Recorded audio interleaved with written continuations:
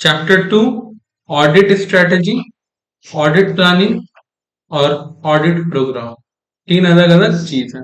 ठीक है, पहले स्ट्रेटेजी पढ़ेंगे, फिर प्लानिंग पढ़ेंगे, फिर ऑडिट प्रोग्राम पढ़ेंगे।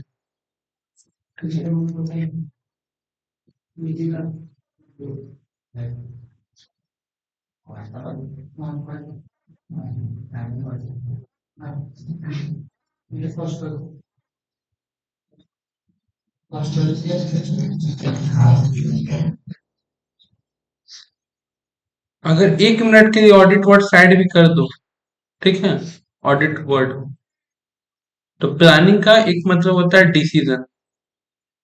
ठीक है, कोई भी डिसीजन लेने से पहले, फाइनल करने से पहले आपको अपना ऑब्जेक्टिव क्लियर होना चाहिए। ठीक है, उस ऑब्जेक्टिव को कैसे अचीव करना है ये पता होना चाहिए।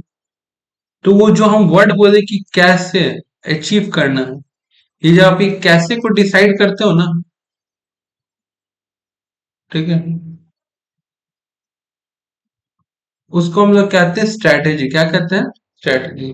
अब देख, अब इसमें ऑडिट जोड़, audit and planning and audit involve. अगर ऑडिट प्लानिंग का बात करें, ठीक है, तो सबसे पहले आपको डिसीजन जो लेना है, उसमें पहले ये कि आपका ऑब्जेक्टिव क्या है। ठीक है, उस ऑब्जेक्टिव को अचीव कैसे करें उसके लिए एक स्ट्रैटेजी बनाओ। उस टॉपिक को कहते हैं ऑडिट स्ट्रैटेजी। और उस स्ट्रैटेजी के अकॉर्डिंग आप अपना क्या करते हो? Audit plan.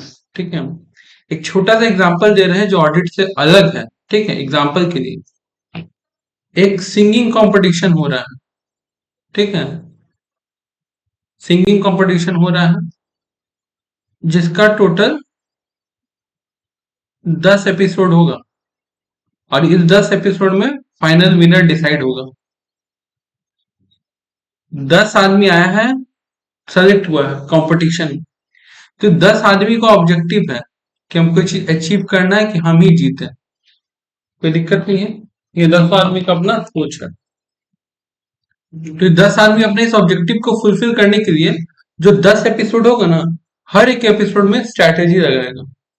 बात समझा? तो स्ट्रैटेजी कि भैया पहला दिन हम रोमांटिक सॉन्ग परफॉर्म करेंगे, दूसरा दिन हम थोड़ा हार्ट ब्रेकिंग, तीसरा दिन हम कुछ और टॉपिक पे, चौथे दिन ऐसे ऐसे। अब जिसका स्ट्रैटेजी ज्यादा बेटर होगा, बात समझा, तो वो जीतेगा, मतलब वो विनर बनेगा, तो उसको अपना ऑब्जेक्टिव मिल गया। ये होता है स्ट्रैटेजी। विजन अलग चीज होता है, ऑब्जेक्टिव अलग चीज होता है, स्ट्रैटेजी अलग चीज होता है, प्लानिंग अलग चीज होता है। बात समझा? तो अब जो वो एज सिंगर स्ट्रैटेजी लगाया और तुम एज ऑडिटर, सिंगर इस वजह से बता रहे हो, वो भी एक प्रोफेशन, ऑडिट भी एक प्रोफेशन है, उसके अकॉर्डिंग अपना प्लान डेवलप करेगा कि हाँ किस दिन हमको क्या परफॉर्म करना है, उसी तरह ये भी प्लान बनाएगा। ऑडिट प्लान के अंदर जैसे ही हम बोले कि जो प्लान बनाए हैं, तो क्या डिसाइड करा कि किस दिन क्या परफॉर्म करना है, उसी तरह ऑडिटर भी डिसाइड करेगा। ठीक है, ऑडिट प्रोग्राम्स कि किस दिन क्या करना है। ठीक है, या फिर ऑडिट परफॉर्मेंस कि कैसे उस काम को परफॉर्म करना है। क्लियर है बात?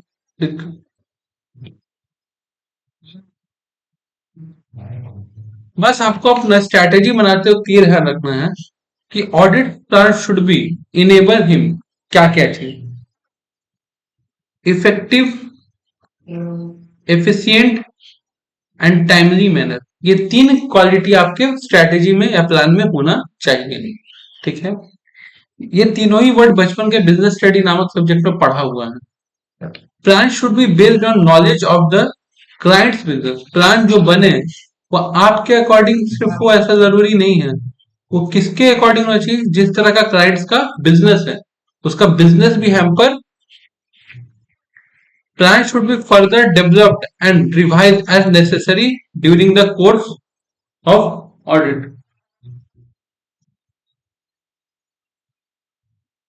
Plan should be further developed and revise as necessary. और एक बार प्लान बना लिए तो प्लान के साथ आपको रिजिड नहीं होना है। रिजिड मतलब कि नहीं अब हम अपना प्लान चेंज नहीं करेंगे, आपको फ्लेक्सिबल प्लानिंग करना है और बार बार उसको रिवाइज करना है, मतलब देखना है और अगर जरूरत पड़े तो उसको चेंज भी करना है। तो ये कुछ क्वालिटीज है जो बताए गए हैं। पूरा ओवरऑल चैप्टर में इसी तरह का बात होगा, ये पूरा चैप्टर का ओवरव्यू है। तो तुमको देख के लग रहा है कि अगर इस चैप्टर में हम ऑडिट वर्ड हटा दें तो पूरा बिजनेस स्टडी का ही एक चैप्टर जैसा है, सिंपल जैसा अगर किया जाए तो, ठीक है। कहीं कुछ कुछ टेक्निकल टर्म टेक्निकल चीज आएगा, ठीक है। यहाँ पे एक छोटा सा स्टोरी है, उसको पढ़ते हैं।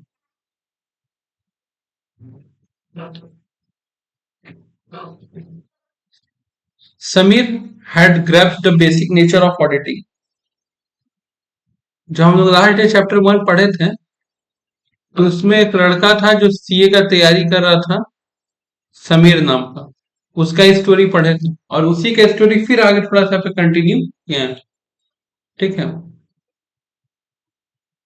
उसको एकदम क्रिस्टल क्लियर है, it was crystal clear to him the objective of an audit of the financial statement to express an opinion. कल का जो चैप्टर था, यानी कि जो हम लोग पढ़े थे, तो क्लियर था कि ऑडिटर का काम रहता है केवल और केवल अपना ओपिनियन एक्सप्रेस करना। On the same, he could easily visualize that a complex process like audit need to perform मैथोडिकली, ठीक है। कहना क्या चाह रहा है कि अब उसको ये बात साफ साफ दिख रहा है कि ऑडिट का काम अगर आपको करना है तो उसको आपको एक मेथड में करना होगा, नहीं तो फिर काम कभी खत्म नहीं होगा। Carrying out of an audit ought to be a logical and systematic process leading from one step to another। क्या यहाँ पे बात बताना चाह रहा है कि आप जब जब कोई एक काम कर रहे हो उस काम में एक कड़ी ढूंढना चाहिए कि ये काम कंप्लीट होने का ऑटोमेटिक वो काम कंप्लीट होने का। जैसे एक छोटा सा एग्जांपल दिखा है, ठीक है। अगर आप किसी कंपनी में जाकर के परचेज एंड सेल का वाउचिंग करेंगे, ठीक है, तो आपको ऑटोमेटिक जो स्टॉक है, stock audit inventory audit automatic हो जाएगा। परचेज सेल से तो स्टॉक डिसाइड होता है ना। ऐसा कहा जाता है कि परचेज और सेल फ्लो है, स्टॉक स्टैटिक है। जैसे जैसे ये चेंज होगा वैसे वैसे स्टॉक चेंज होगा। तो अगर हम इनकम एक्सपेंडिचर का वाउचिंग कर ले, ठीक है, तो 90% मेरा कैश कैश बुक या कैश फ्लो तो ऐसे ही मैच कर जाएगा।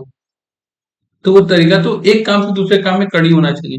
Performing a complex process effectively would certain be involving the planning. Planning helps one achieve the desire objective. Audit should be no different. क्या कह रहा है कि planning help one to achieve the desire objective, जिसके बारे में हम ऊपर बात कर रहे थे कि objective. Audit should be no different. तो जैसा आप प्लानिंग पढ़े हो, प्लानिंग समझो, प्लानिंग को हटा के बाद जो हम लोग कर ऑडिट को हटा के जो बात हम लोग कर रहे थे, सेम उसी तरह यहाँ पे भी वो चीज है, ठीक है। Next, he was pretty sure that there must be a timeline in the audit where we completed to the different entities। वो इस बात के लिए पूरा श्योर है कि there must be a timeline in which the audit will be completed for the different entities। एक timeline होना चाहिए अलग अलग एंटिटीज का अलग अलग काम कंप्लीट होने के लिए। he remember his father had had few shares of some blue chips company. अब देखो ब्लू चिप्स अभी तो हम शेयर मार्केट क्लास दे नहीं रहे हैं। ब्लू चिप्स कंपनी ऐसा होता है जो इतना समझो कि एक अच्छा खासा प्रॉफिट देने वाला कंपनी, उसका एक लिस्ट होता है। तो उसके पिताजी के पास था। He was unable to recall that notice of the annual general meeting of this company used to be delivered at the ancestral home in the Rajkot, and those also related to the consideration and adoption of the audited account। ठीक है। Linking that, he had reasonably concluded that the audit was required to be performed in timely manner। The whole audit process therefore must be properly planned to ensure the effectiveness।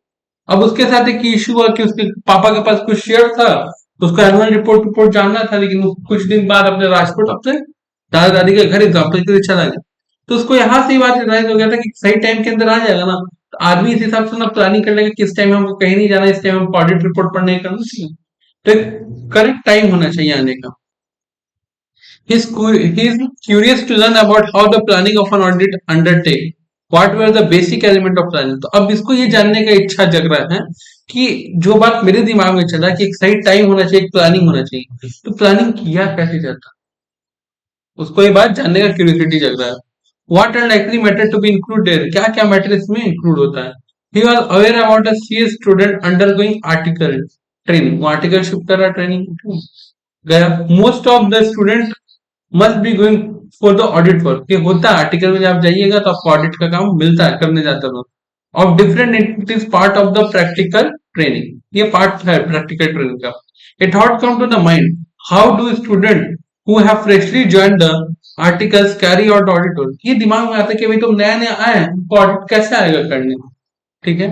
There must be some mechanism, some sorts of detailed and sets of instruction carrying out audit. कुछ तो तरीका होगा और कुछ तो मेरे को चीज बताया जाएगा जिसके बेस पे वो काम परफॉर्म कर लेंगे. What is it now as, क्या है वो चीज. ठीक है, उसको ये सब बात जानने का हो रहा है. He was also anxious to know that know what would happen to audit plan if some new information come to the light of auditor during the course of auditor. अब उसको ये भी जिज्ञासा देना है कि वो प्लानिंग किया है ऑडिटर, ऑडिटर काम करते करते उसको एक नया इंफॉर्मेशन मिला है. अब वो नया इंफॉर्मेशन के बाद अपना प्लान कैसे चेंज करेगा, क्या करेगा, कैसे उस चीज को ऐड करेगा. ठीक है, तो audit plan should be flexible. ये भी बात ऊपर कर चुके थे. Can be change as the audit progress. क्या वो चेंज हो सकता है? हम एक तरीका से काम करते हुए आधा दूर तक आ गए, अब इस पॉइंट पे हमको काम चेंज करना, तो क्या हमको पूरा पीछे से जाके काम ठीक करना पड़ेगा? अगर आपका प्लानिंग रिजिड होगा तो आपको पीछे से जाकर ठीक करना होगा. फ्लेक्सिबल अगर रहेगा तो उस पॉइंट से भी चेंज हो जाएगा. अनदर क्वेश्चन, ठीक है, raging in his mind was whether all the such information necessary to put in the writing by the auditor. क्या ये जरूरी, ये भी चीज उसके दिमाग में ना कि सारे इंफॉर्मेशन ऑडिटर को लिख के रखना जरूरी है. तो इससे जो लड़का समीर है उसकी जगह अपने को रखो और पूरा स्टोरी में वो जो जो पूछा है वो सारा सवाल का जवाब भी तुम्हारा चैप्टर 2 देगा. हम लोग कोई कुछ छोड़ेंगे नहीं, छोड़ेंगे वही जो चीज ऑलरेडी समझा हुआ है, बाकी सब चीज पढ़ेंगे. अब आता है सबसे पहले audit responsibility to plan audit of financial statement. ऐसे स्टैंडर्ड्स ऑन ऑडिटिंग.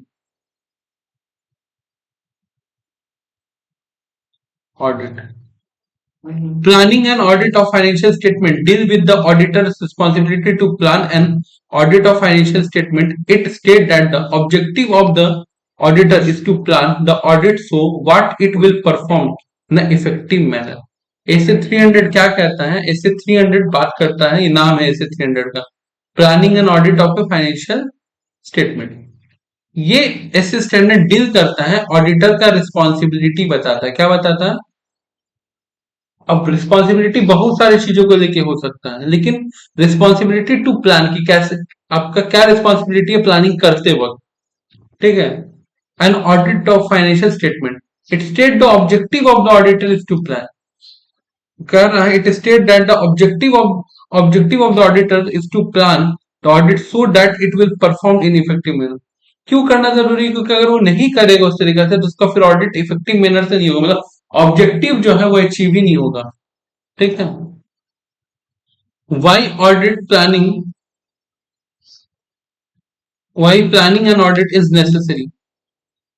क्यों जरूरी है? It's benefit. अब देखो ये चीज हम लोग वर्ड बिजनेस स्टडी की तरह चैप्टर थोड़ा बात रिपीट होगा और ये बात हम लोग पढ़ लिए. किसी भी चीज में प्लानिंग क्यों जरूरी है?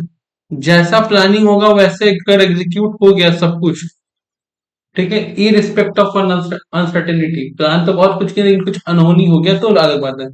इरिस्पेक्टिव ऑफ अनसर्टेनिटी, अगर आपका प्लानिंग सही है तो आपको अपना गोल या ऑब्जेक्टिव इजिली अचीव हो जाएगा. इस वजह से जरूरी है. ये हम लोग को बेसिक सा फ्रेम पता है, बट ये इस बात को नीचे दिए गए 6 पॉइंट में समझाया है.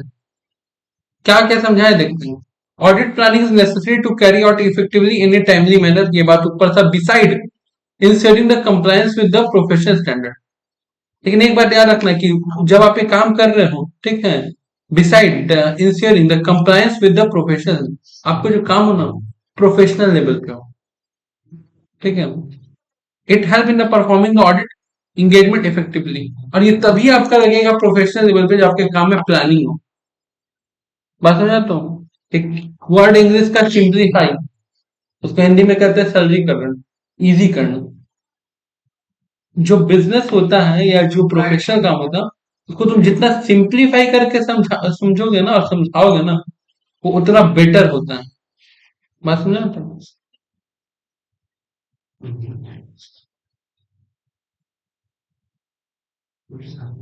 प्लानिंग करने से सबसे पहला क्या मदद होता है हम लोग को? 7 पॉइंट। पहला डिवोट द अप्रोप्रिएट अटेंशन। आपको प्लानिंग करते वक्त समझ में आ जाता है कि किस अकाउंट जो हम ऑडिट करने गए हैं, और इतना सारा सब्जेक्ट मैटर है, किस मैटर पे हमको ज्यादा अटेंशन देना है, ठीक है। दूसरा, helping the auditor identify the resolve the potential problem timely with, जो मेन प्रॉब्लम है उसको टाइम पे वो खत्म कर पाएगा अगर प्लानिंग करके रखा है तो। ऑडिटर प्रॉपरली ऑर्गेनाइज और manage the audit engagement so it can perform. ये बात रिपीट है कि अगर ऑडिटर परफॉर्म सॉरी अगर ऑडिट प्लानिंग प्रॉपरली होगा तो ऑडिट एंगेजमेंट यानी कि ऑडिट का जो काम है वो अच्छे ढंग से हो पाएगा, इफेक्टिव में एफिशिएंट और इफेक्टिव मैनर में हो पाएगा। तीसरा, assisting in the selection of the engagement team member. अब मान लो हम ऑडिटर हम जा रहे हैं 100 आदमी को देखिए ऑडिट करें एग्जाम्पल के लिए, अलग अलग जगह, तो हम किस काम में कितना कॉम्प्लेक्सिटी है उस हिसाब से किस बंदे को यहाँ पे काम करवाना है वो हम समझ पाएंगे। अब एक चीज समझ यहाँ पे, जो ऑडिटर अपना टीम भेज रहा है 10 बंदे का 5 बंदे का चार्टर्ड अकाउंटेंट भेज रहा है, वो अलग अलग आदमी को अलग अलग काम की तुम ये जाके देखो तुम ये जाके देखो क्या कर रहा है, लोगों को काम पे लगा रहा है, ठीक है। इसको कहते हैं sorry allocation of resources, human resource का पार्ट है। और एचआर कहाँ पे आता है? मैनेजमेंट में, यानी कि स्टाफ में। बस ना, हमें तो नहीं पूरा चैप्टर को अगर ढंग से देखोगी तो तुमको एक एक एग्जांपल बिजनेस स्टडी से उठा उठा मिला मिला मिलेगा, ठीक है। तीसरा, उसके fifth, facilitating the direction and supervision of the engagement team member and review of their, ये चीज डिसाइड कर पाएगा अपने टीम को उस हिसाब से डायरेक्ट और सुपरवाइज कर पाएगा, ठीक है। Assisting where applicable in the coordination of work done by the other such as expert, और उसी बीच में वो भी समझ पाएगा कि कहाँ पे जहाँ पे मेरा काम दिमाग काम नहीं कर रहा हमको एक्सपर्ट का एडवाइस लेना है। एग्जाम्पल के लिए बता रहे हैं, एक कल का भी क्लास में एग्जाम्पल, मशीन 1 मशीन 2, दोनों सेम मशीन लग रहा है, सेम मशीन दिख रहा है, हम एज ऑडिटर खड़े होके दोनों मशीन को देख रहे हैं। M1 मशीन पे प्रोडक्शन हो रहा है, ठीक है। M2 मशीन पे प्रोडक्शन नहीं हो रहा, हम पूछेंगे भैया प्रोडक्शन क्यों नहीं हो रहा है, तो भाई नया मशीन अभी मंगवाए हैं, अभी तो प्रोडक्शन स्टार्ट करेंगे, करेक्ट, अभी किए नहीं। हकीकत बात है कि मशीन 2 खराब हो चुका है। अब हम तो इंजीनियर नहीं है, अब मेरे को यहाँ पे क्वेश्चन मार्क क्रिएट हो रहा है कि ऐसा दुनिया का कौन बेवकूफ आदमी जो मशीन खरीद के 1 साल से अपने पास रखेगा, प्रोडक्शन स्टार्ट नहीं किया, कौन पैसा फंसाएगा? मेरे दिमाग में ये चल रहा है। हम यहाँ पे एक्सपर्ट का एडवाइस नहीं, तो जब हम ऑडिट करना स्टार्ट कर दिए बाद में हमको मशीन 2 दिखेगा, हम पहले ही देख चुके कि अच्छा जब एसेट सेक्शन में जाएंगे तो उसी वक्त हमको किस ढंग का इंजीनियर को फाइंड आउट करना है, क्योंकि जब सामने मशीन पड़ा और अब हम इंजीनियर को ढूंढ रहे हैं और कोई ढंग का इंजीनियर नहीं मिला, तो मेरा काम का लेवल क्या होगा? खराब। गलत इंजीनियर आ गया तो गलत विश्लेषण करके चला जाए, हमको करेक्ट नहीं है। तो हम जब स्टार्टिंग में प्लानिंग कर रहे हैं तो हम समझ चुके हैं कि इस जगह पे हमको किस एक्सपर्ट का जरूरत है, ठीक है।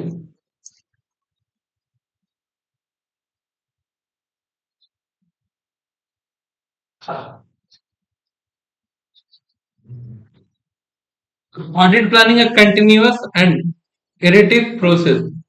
मतलब क्या है? कहना ये चाह रहा है कि एक बार प्लानिंग करके बैठ गए तो नहीं होगा, इज अ कंटिन्यूअस प्रोसेस, जो बचपन में पढ़ते थे हम।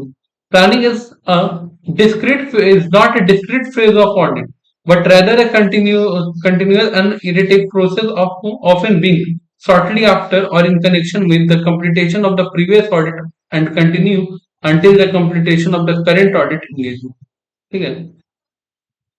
अब मान लो ये एक और चीज बता दें, कंपनीज और कंपनी एक्ट के अकॉर्डिंग जो एक ऑडिटर एक बार आएगा, ऐसा अलग अलग बहुत सारे इसमें भी सिचुएशन, लेकिन वो 5 साल के लिए ऑडिट करेगा। तो जैसे वो पहला साल का तैयारी करके गया था, क्या वो सेकंड ईयर भी वैसे ही काम करेगा?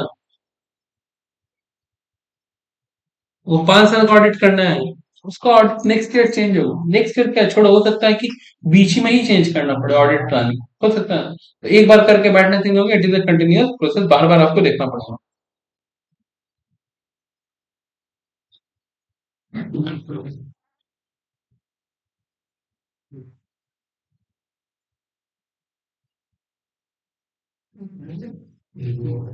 For example, planning include need to be considered the prior of the auditor identification assessment of risk.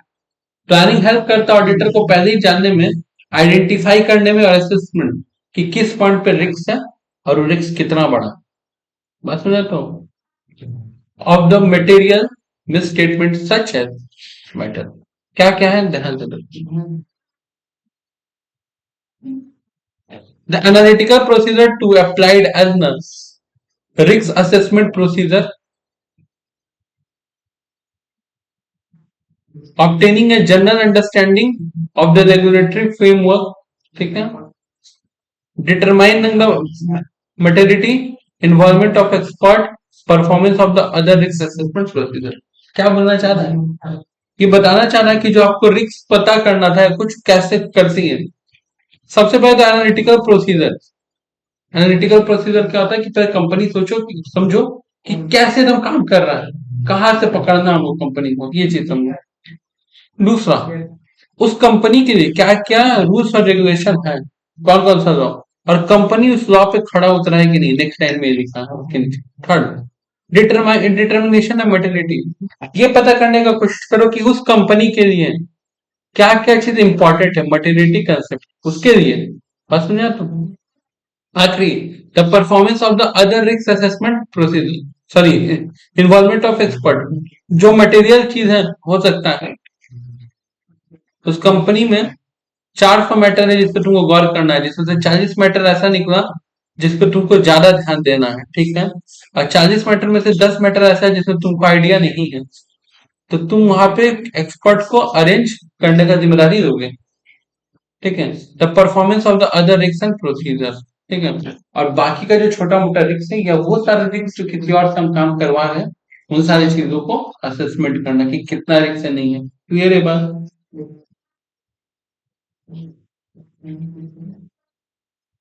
यहाँ पे एक एग्जांपल दिया है, ठीक है। For example, telecom companies and banks, such entities operate in a different legal and regulatory framework। जहां telecom company को try का बात सुनना पड़ता है, वहां बैंक को आरबीआई का बात सुनना पड़ता है। तो आपको समझना पड़ेगा कि किसके लिए कौन सा चीज मैटर कर रहा है, ठीक है। अगर आप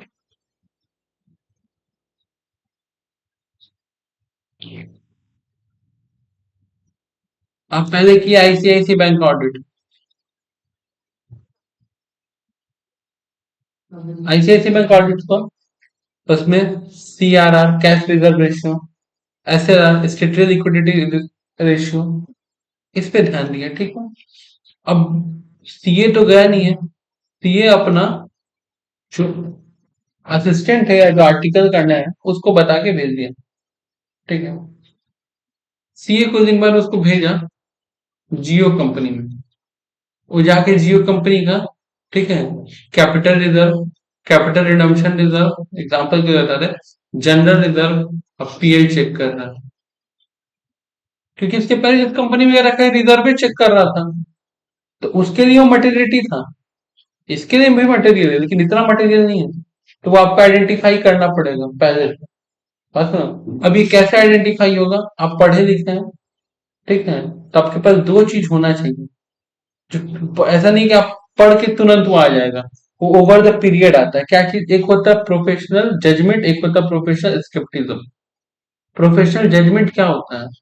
प्रोफेशनल जजमेंट से पहले प्रोफेशनल स्केप्टिज्म आना चाहिए। डॉक्टर के पास जाते हैं, डॉक्टर को हम अपना प्रॉब्लम बताते हैं, पेट का पकड़ता है हाथ का नस, उसके बाद वो कुछ क्वेश्चन हम करता है, उस क्वेश्चन के बेसिस पे वो हम समझता है, तब जब तो वो जो पूरा प्रोसेस कर रहा है वो हम तुम नहीं कर सकते हैं।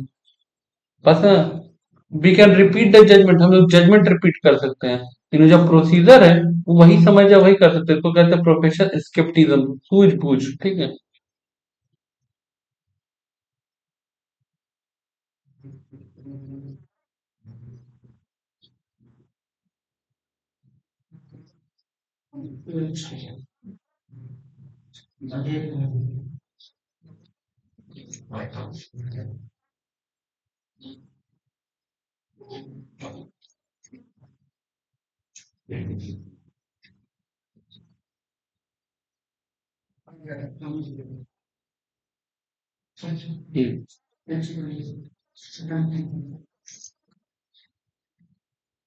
Elements of planning, primarily engagement activities, planning activities, दो कैटेगरी में बटा हुआ है प्लानिंग, ठीक है। तुम इसको ऐसे भी समझ सकती है, प्री पोस्ट, ऐसे भी समझ सकती है, ठीक है।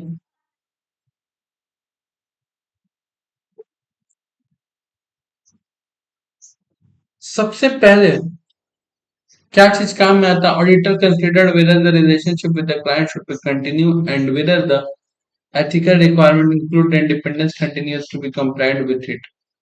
सबसे पहले तो ऑडिटर को कंसिडर करना है कि जो रिलेशनशिप है मेरा क्लाइंट के साथ जिसका ऑडिट करना है should be continued and whether the ethical requirement including in the independence continue to रखना, और क्या रिलेशन उसको एथिकल इंडिपेंडेंस दे रहा है अपना काम करने के लिए।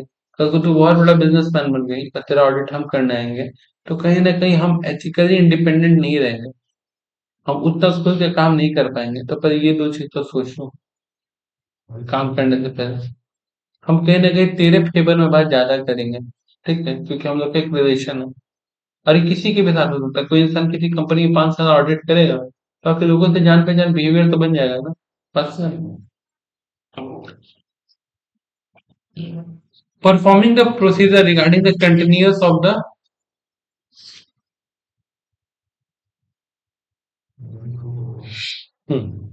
Performing the procedure regarding the continuous of the clients relationship.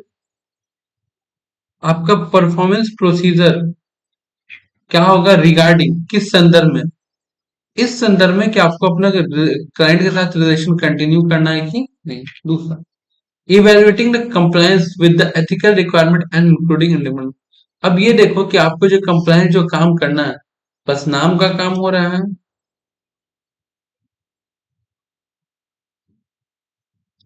Ethical requirement और इंक्लूडिंग इंडिपेंडेंस, क्या आप उस काम को रिक्वायरमेंट के अंदर इंक्लूडिंग इंडिपेंडेंस में कर पाते हो नहीं।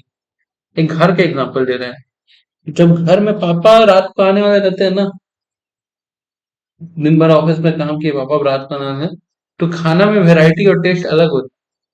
अब जब दिन भर हम लोगों को रहना है घर में तो खाना का वैरायटी और टेस्ट अलग होता है, बिल्कुल सही। अब पापा क्या हुआ है कि पापा रहते रहते बातचीत करते करते हम लोग तो बहुत फेमिलियर हो गए।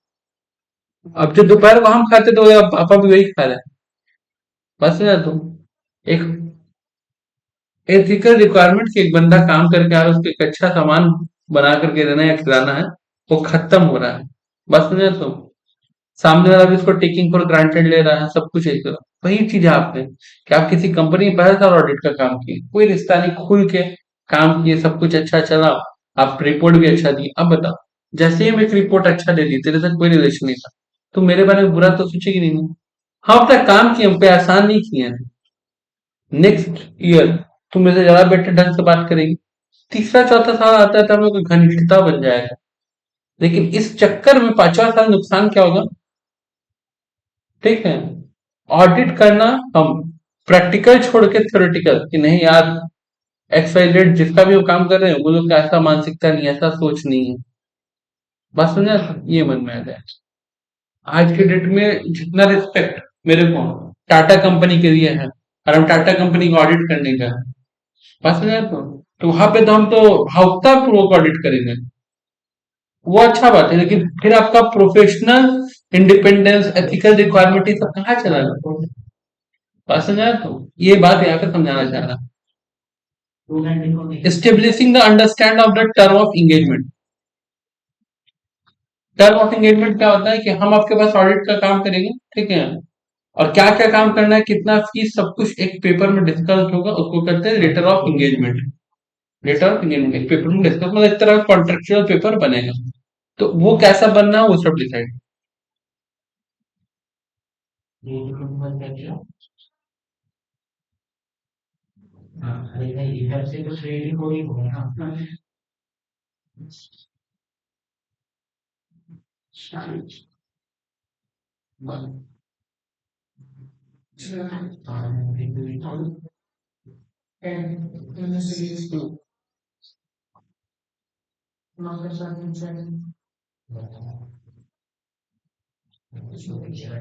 प्री में या फिर प्रीमियरली में, ठीक है, जो 3 बात समझाएं वो 3 बात यहाँ पे एक्सप्लेन किया हुआ है, ठीक है।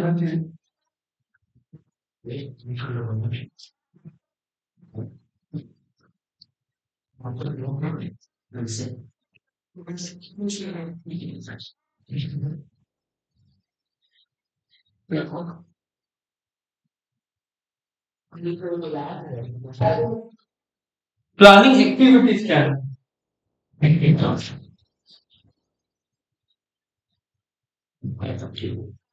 तो प्री में हम लोग अगर पूरा ओवरऑल बात करें तो प्री में हम लोग इस चीज के बारे में पढ़े हैं प्री में, कि रिलेशनशिप विद क्लाइंट, और उस रिलेशनशिप के बेस पे मेरा एथिकल रिक्वायरमेंट और इंडिपेंडेंसशिप खत्म नहीं होना चाहिए, ठीक है, और सारा मैटर क्लियर होना चाहिए टर्म ऑफ एंगेजमेंट में।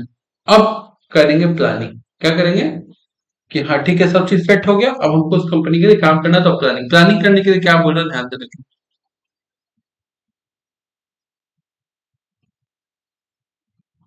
Establish the overall audit strategy, और उसके बेस पे आपको क्या डेवलप करना है, ऑडिट प्लान। एग्जाम में ज्यादा क्वेश्चन इस साइड से पूछेगा, प्री वाले साइड से नहीं पूछेगा, ठीक है।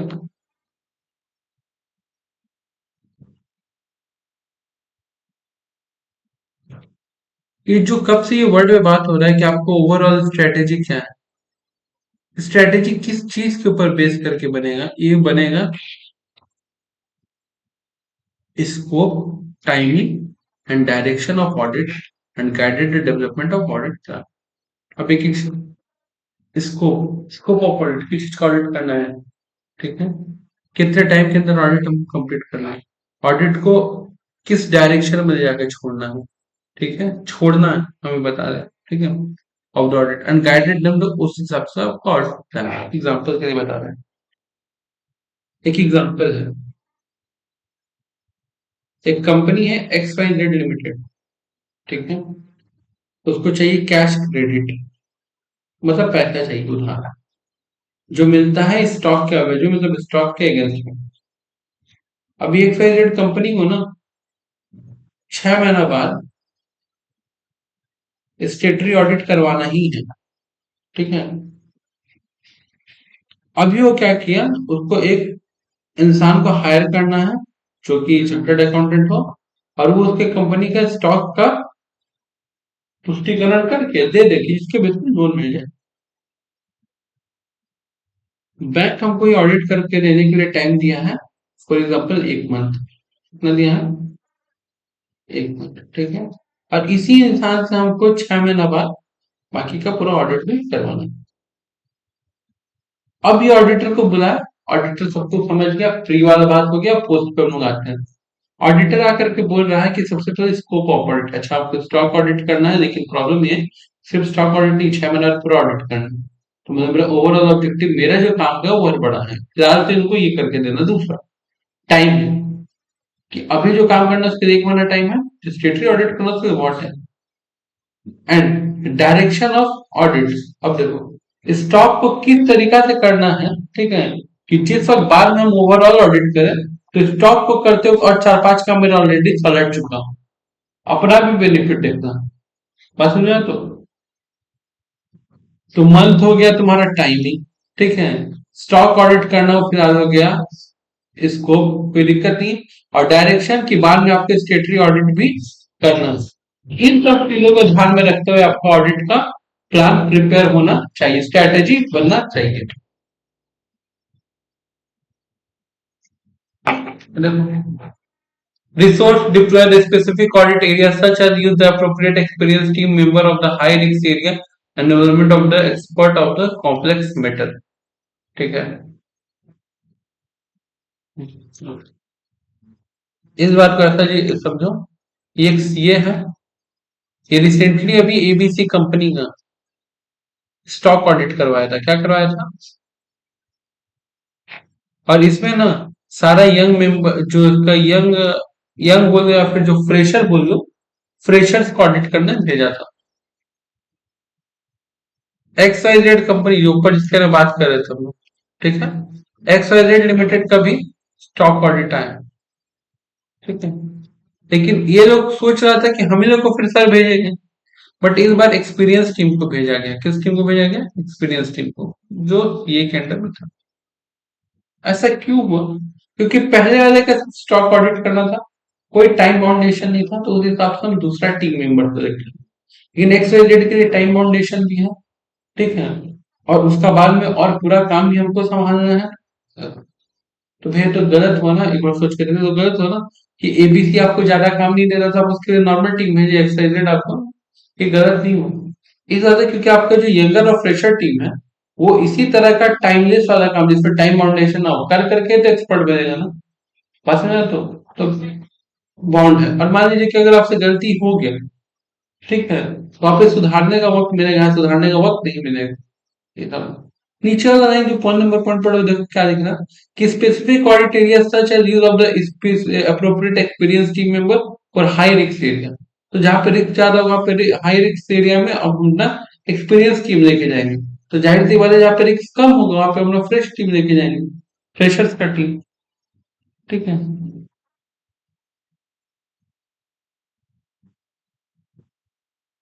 The amount of resources to allocate the specific audit area, such as the number of team members assigned to observe the inventory, count the material location, the extent review of the other auditor work in the case of the group audit or audit budget in hour to allocate the high risk area.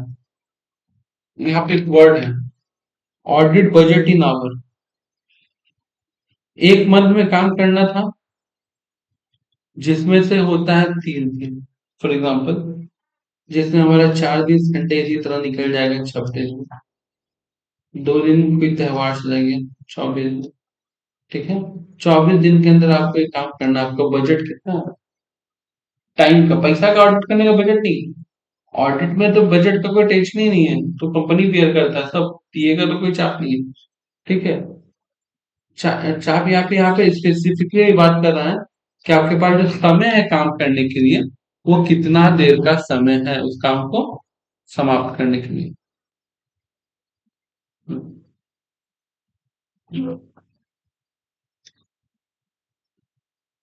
Tax audit होता है तो उसमें government का date रहता है, government date बढ़ा दिया तो ठीक है, डेट अगर नहीं बढ़ाया, एक्सटेंड नहीं किया, तब उसी टाइम पीरियड में काम करके देना पड़ता है, तो अलग अलग चीज। इस तरह से नोटिस करना कि तुम्हारा अगल बगल में जो जान पहचान का लोग भी है, तो स्टॉक ऑडिट पे जाता है, बस है तो कि ऑडिट पे जा रहा है स्टॉक ऑडिट, टैक्स ऑडिट पे नहीं जाता है। टैक्स ऑडिट जब होता है वो पीक टाइम में रहता है, बस समझ रहे, तो इनकम टैक्स फाइल जमा करना है, पीक टाइम टैक्स ऑडिट करके कुछ सब, वहां पे आपको एक्सपीरियंस ही आदमी भेजना पड़ेगा, ठीक है। Stock related to profit and loss वो 19-20 हो सकता है, लेकिन टैक्स का मैटर, ठीक है, related to the central government, वो 19-20 नहीं होना चाहिए। तो वहां पे अपना एक्सपीरियंस टीम भेजना है, वहां पे हमको अपना एक्सपीरियंस टीम नहीं भेजना है, वो सब चीज समझना। सर सारा ऑडिट करता है ना, हाँ, धीरे धीरे करेगा। स्टार्टिंग होगा स्टॉक ऑडिट से, फिर धीरे धीरे वो सारा तरह का कंप्लायंस ऑडिट, पर्सनल स्टेटरी ऑडिट, सब ईडीपी ऑडिट, अलग अलग ऑडिट तक पहुंचेगा, क्योंकि आपको टाइम भी 2 साल 3 साल से मिलता है करने के लिए, लेकिन डे वन से तो आपको नहीं ना भेज देंगे, बस समझा तो।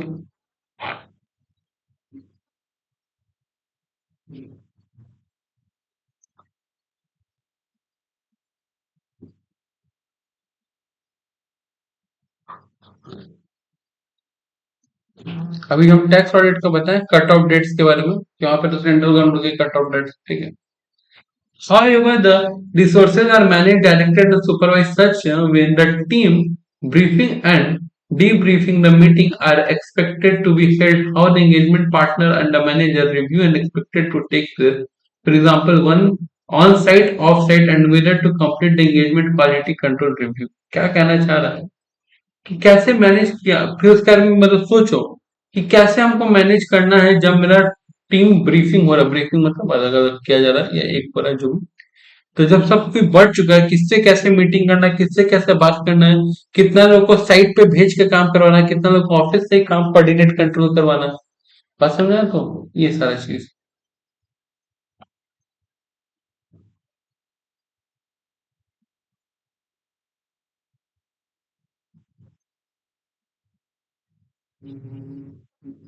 हम्म,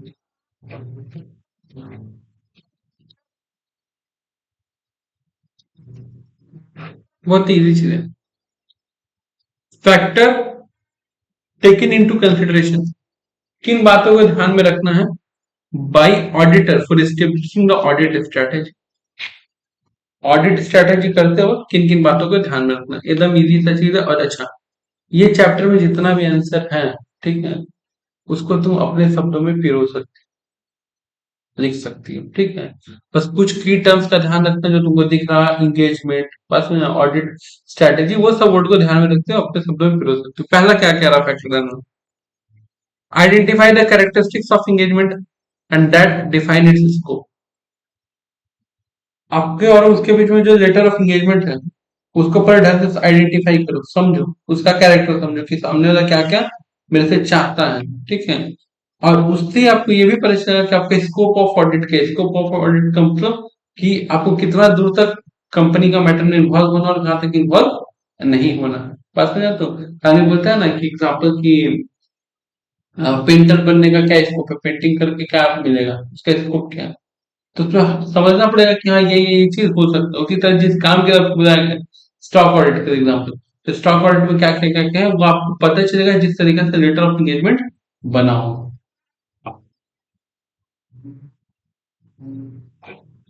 उसके अंदर कुछ कैरेक्टर्स को एफआरएफ समझना है कि इस कंपनी का फाइनेंशियल रिपोर्टिंग फ्रेमवर्क कैसा होगा, नेचर ऑफ बिजनेस क्या है, ठीक है, किस तरह का इंडस्ट्री है, ठीक है, इंडस्ट्री भी अलग अलग तरह का होता है। एक होता है, एक एग्जाम्पल बता दूं ना, डॉट को हम तुमको बता दें, माइनिंग और मैन्युफैक्चरिंग। माइनिंग का मतलब जैसे कोल माइन वगैरह हो गया जहाँ से मिनरल रिसोर्सेज निकला, मैन्युफैक्चरिंग जो सामान बनाते हैं, ठीक है। तो किस नेचर का इंडस्ट्रीज है वो समझना। Expected use of the audit evidence obtained in the previous audit, जो पुराना ऑडिट कंपनी का हो रखा है उसमें जो एविडेंस है वो एविडेंस मेरा कितना काम आ सकता है, ठीक है, और हम नया एविडेंस क्या क्या लेके आए, निकालना हमको। तो पहला पॉइंट तो ये है ए। बी क्या कहता है, ascertain the reporting ascertain the reporting objective for engagement to plan the timing of the audit and the nature of the communication required, ठीक है। ये पता करो अब सेकंड स्टेप में ascertaining द रिपोर्टिंग, इस रिपोर्टिंग का ऑब्जेक्टिव क्या है, क्यों ये रिपोर्ट हम कर रहे हैं, किसके लिए कर रहे हैं, ठीक है। अगर हम टैक्स ऑडिट कर रहे हैं, ठीक है, तो इनकम टैक्स डिपार्टमेंट के लिए कर रहे हैं और क्लाइंट के लिए कर रहे हैं, ठीक है। अगर हम जीएसटी का ऑडिट कर रहे हैं तो जीएसटी डिपार्टमेंट के लिए कर रहे हैं और अपने क्लाइंट के लिए। स्टॉक ऑडिट कर रहे हैं, ठीक है, सिर्फ और सिर्फ क्लाइंट के लिए कर रहे हैं, ठीक है। तो ये सारा चीज समझना आपको बहुत जरूरी है कि आपका रिपोर्टिंग ऑब्जेक्टिव क्या है और इस ऑब्जेक्टिव के अनुसार आपका किस नेचर ऑफ कम्युनिकेशन का रिक्वायर्ड है। अब नेचर ऑफ कम्युनिकेशन का मतलब कि फिलहाल तो ये दो चीज लिखते हैं नेचर ऑफ कम्युनिकेशन, कि फॉर्मल कम्युनिकेशन रखना है कि इनफॉर्मल कम्युनिकेशन रखना है। दोनों का अपना बेनिफिट, सबका प्रोज और कॉन्स, ठीक है।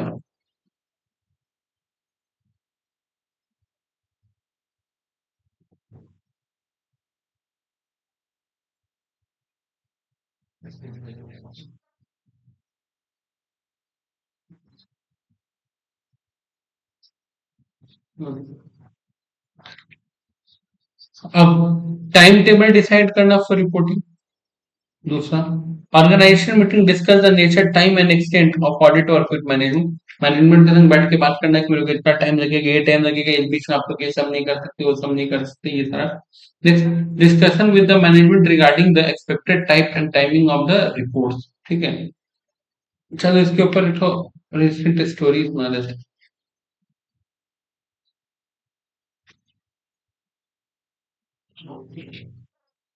हम गए एक जगह स्टॉक ऑडिट करने, ठीक है। इंटरनल ही स्टॉक ऑडिट था, मतलब वहां पे हमको सही हिसाब किताब निकाल कर किसी को नहीं देना था, हमको देना था और जो मालिक था उसी को देना था, ठीक है। हुआ क्या कि इतना सारा आइटम, 3,000 आइटम है, एक दिन में तो सबका निकालना पॉसिबल ही है। क्या किए, आज सपोज करके चलो 1,000 आइटम का लिस्ट बन गया, X product, Y product, Z product. अब हम कल गए करने, कल फिर 1,000 का बनाएंगे। ये क्या कर रहा है, कल जब गए ना तुमको पता है, हम तो स्टॉक लेके गए कि एक्स प्रोडक्ट में बस 100 पीस पड़ा हुआ है, 100 पीस पड़ा हुआ है, हम तो ये लिख के गए। अब कल आ रहे तो हमको पता चल रहा है कि एक्स में से 20 पीस माल बेच दिया, 20 पीस माल बेच दिया, अब तो 80 पीस बचा। तो हम उस पर डांटे कि भाई जब तक मेरा स्टॉक वैल्यूएशन एक बार कंप्लीट नहीं होगा तब तक तुम नहीं करें, क्योंकि हम तो वैल्यूएशन कर देंगे, तुम परचेज सेल करके या स्टॉक ओवर वैल्यू कर देगा तो अंडर वैल्यू कर देगा, फिर हम करना ही क्या है। जब मेरा काम करने के बाद स्टॉक अगर ओवर वैल्यू और अंडर वैल्यू रहेगा तो बोले कि बताइए क्या करें, हम कब तक माल नहीं बेचे, वही 2-3 दिन पूरा बंद कर दे ऑफिस, हमें ऐसा मत करो कि मत बेचो, ठीक है। तो हम उसके बाद बोले कि सबसे पहले तो मेरे को करेक्ट कराओ क्योंकि कल वाला इंफॉर्मेशन गलत हो गया, ठीक है, कल वाला इंफॉर्मेशन गलत हो गया, खुद करेक्ट करो। अब तेरे को हम 3-4 ऑप्शन दे रहे हैं, तो बताना कौन सा सही ऑप्शन, बताना ये ऑप्शन कितना सही है। पहला ऑप्शन ये है कि मुझे काम करो, तुम जो भी मेरे को सामान लिखवा रहे हो ना उसमें से कुछ लेस करके ही बताओ, तुमको तो अंदाजा होगा ना कि कितना क्या माल कितना निकल जाता है, तभी 3 दिन काम चलेगा। तो तुम 2-3 दिन काम का माल साइड हटा के उनको बताओ, एक ये तरीका, कोई दिक्कत है इसमें, तुम मेरे को बता दो कम करके फिर। दूसरा तरीका क्या है कि तुम मेरे को जो हम डेली रिकॉर्ड करके जा रहे हैं 3 दिन का सेल्स भी दे दो, क्या दे दो, सेल्स भी 3 दिन का। चलो इस दो तरीके में बताओ कौन सा तरीका ज्यादा सही है।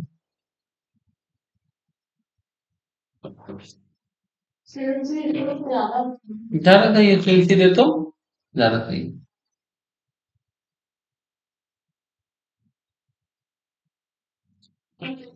ये माल लेस करके और सेल्स में तुम बोली सेल्स ज्यादा सही है, हम भी तेरे बात के साथ यही सहमत है कि हमको सेल्स का लिस्ट दे दो। एक बार बताओ डायरेक्ट स्टॉक ऑर्डर करना है, तो हमको सेल का लिस्ट जो दोगे तभी स्टॉक में से उसको लेस करेंगे, तो हमसे डेटा एंट्री करने लगे।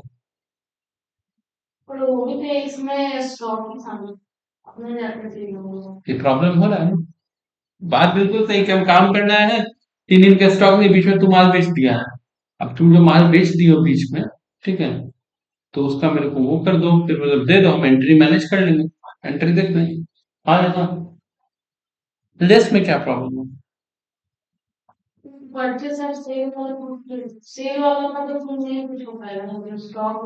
नहीं वो तो मान लीजिए सेकंड ऑप्शन में हम प्रॉब्लम क्रिएट कर दिए, सेकंड ऑप्शन ही सही है ना, हम उसमें फिर भी एक प्रॉब्लम बता दिए कि ऐसे, जो फर्स्ट ऑप्शन था कि जितना माल है उसमें कुछ कुछ माल कम करके बताओ, इसमें क्या दिक्कत है। तो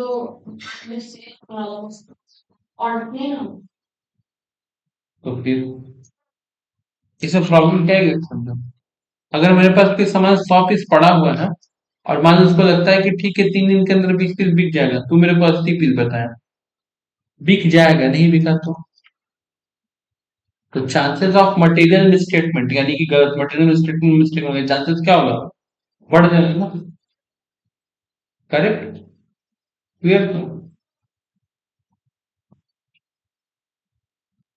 ये पॉइंट जो यहाँ पे हम प्रॉब्लम खड़ा कर रहे हैं, ठीक है, हम सामान बिकने से नहीं रोक सकते हैं, बट हम अपना अकाउंटेंट को एक्टिवेट कर सकते हैं, हम ऑडिटर है, अकाउंटेंट को बोले कि तुम 3 दिन तक कोई एंट्री नहीं करेगा, पर डे का जो सेल्स होगा ना सेल इमीडिएट एंट्री करेगा, तो मेरे पास ऑटोमेटिक नया नया स्टॉक आते जाएगा। जो हम वेरीफाई करके गए हैं।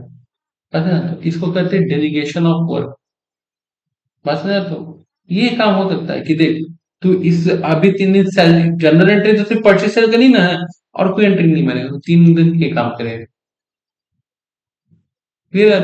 तो यही होता है कि जब हम जा रहे स्टॉक ऑडिट करने, मेरे स्कोप है स्टॉक प्रोजेक्ट, हम सेल्स में घुसे, तुम्हारा सेल्स के चलते मेरा स्टॉक गड़बड़ा रहा है, हम स्टॉक से प्यार कर रहे हैं, मतलब स्टॉक के पास है, हम सेल्स की एंट्री हम क्यों करें, हम उसको प्लस माइनस क्यों करें? तो ऑडिटर को यही बोला जाता है कि जो मटेरियल होता है, वो मटेरियल मैनेजमेंट तैयार करता है, उस मटेरियल को रिव्यू करने का काम एक तरह से ऑडिटर करता रहता है। बस समझा?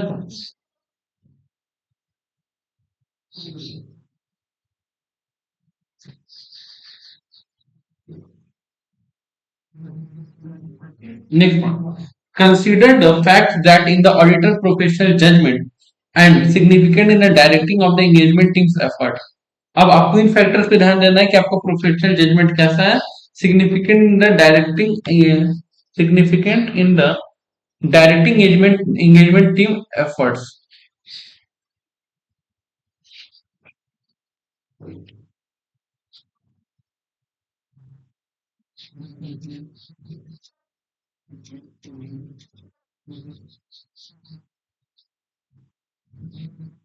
ये एक प्रॉपर पॉइंट है ऑडिट प्लानिंग का। इसमें यहाँ पे बात करेगा आप नीचे, मतलब जब हम नीचे पढ़ेंगे, ठीक है? अब यहाँ से मेन काम स्टार्ट होगा। यहाँ पे ऑडिटर अपना बुद्धि खटाना स्टार्ट करेगा और यहाँ पे डिसाइड करेगा किस चीज को कितना टाइम देना है, किस चीज को कितना टाइम नहीं देना है, कौन सा काम किससे करवाना है, कौन सा काम किससे नहीं करवाना, कैसे सब कुछ मैनेज करना है। अब कैसे, उसके लिए कुछ पॉइंट लिखो, जैसे कि for example volume of transaction, which may be determined whether it is more efficient for the audit to rely on the internal control।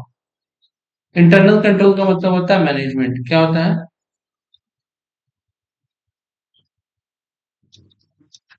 हम किसी कंपनी में ऑडिट करने, एक ही कंप्यूटर में परचेज का डेटा, एक ही कंप्यूटर में सेल्स का डेटा, एक ही जगह, सब कुछ एक ही जगह, ठीक है? एक ही जगह परचेज सेल्स सब मिला जुला के फाइल रखा, सैलरी स्लिप भी उसी में रखा, बहुत हौच पोच करके रखा। अब वहां पे हमको ज्यादा माथा मारना पड़ेगा, वहाँ पे ज्यादा टीम मेंबर लगेगा। एक जगह गया ऑडिट करने, वहाँ पे परचेज डिपार्टमेंट पूरा अलग है, सेल्स डिपार्टमेंट पूरा अलग है, बाकी सब डिपार्टमेंट अलग अलग है, फाइनेंस डिपार्टमेंट अलग है।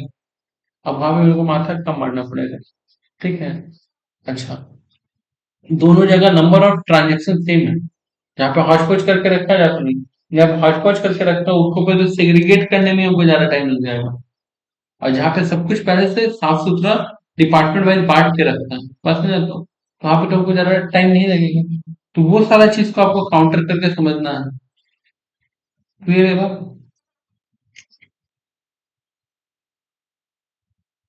Significant industry development such any changes in the industry regulation.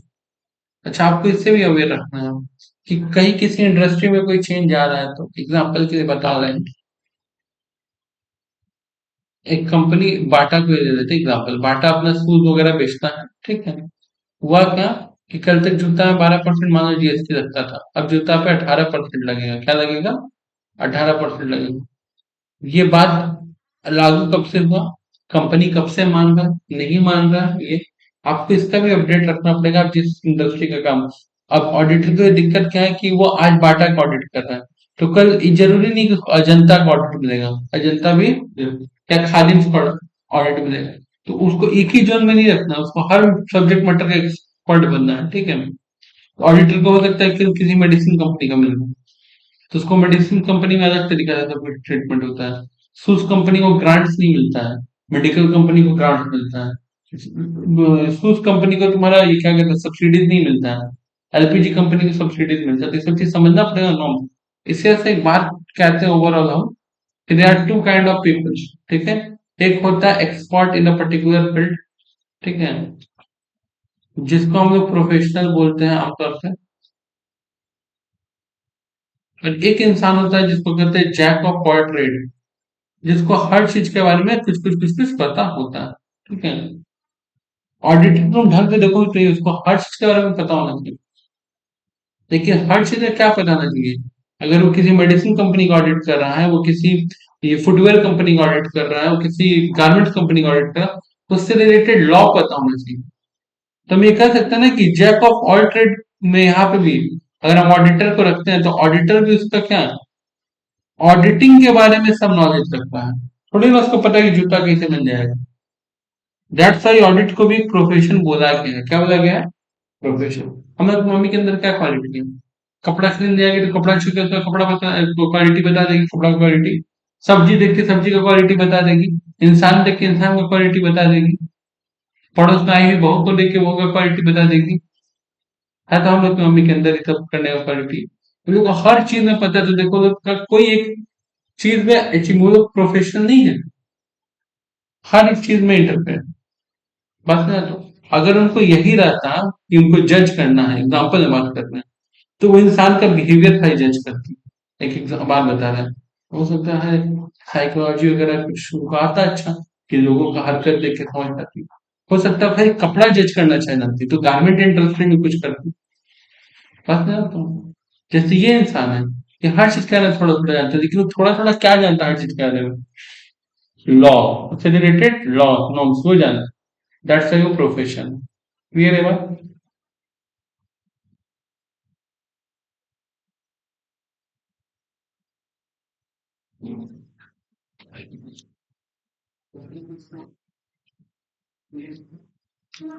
Consider the result of the primarily engagement activities and where the applicable, whether the knowledge gained on the other engagement performed by an engagement partner for the entities relevant.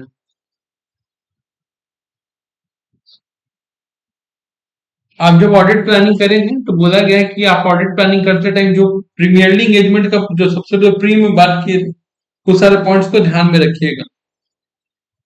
And where the applicable whether the knowledge gain, ठीक है, on the other engagement perform by the, और आप इनसे जो चीज सीखे हैं पहले किसी क्लाइंट के साथ काम करके, तो दूसरे क्लाइंट के साथ कैसे काम करना है, क्या करना है, वहां पे उस चीज को यूटिलाइज करिए।